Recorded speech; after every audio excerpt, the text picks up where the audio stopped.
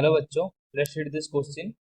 A mercury filled Q-tube arrangement is connected to a valve containing a gas. Atmospheric pressure is 1.012 to 10⁵ Pascal and H is 0.05 meter. The gauge pressure at Q. तो Q में gauge pressure कितना है वो पूछ रहा है। ये एक arrangement दिया है जिसमें इसमें क्या है, ये जो इसमें ये पार्ट है, तो इसमें मर्क्यूरी फील्ड हुआ है, तो हमको Q पॉइंट में गॉज प्रेशर फाइंड करने के लिए बोला है। तो उसके लिए जो की कंसेप्ट देख लेते हैं।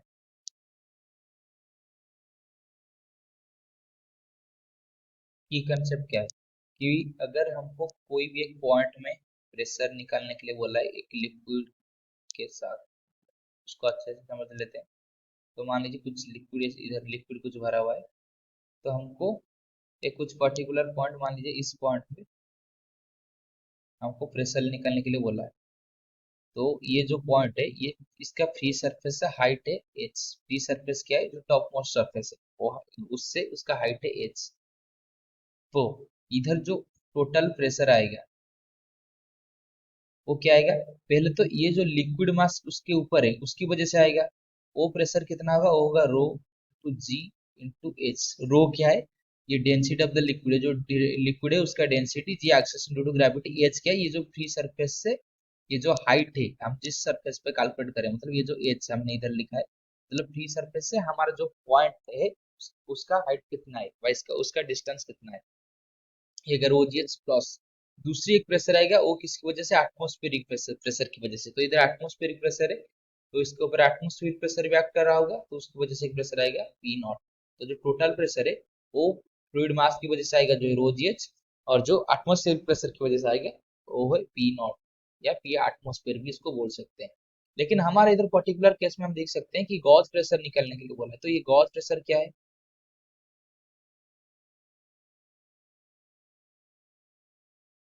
तो ये जो गॉज प्रेशर है वो क्या है, तो total pressure minus P atmospheric pressure.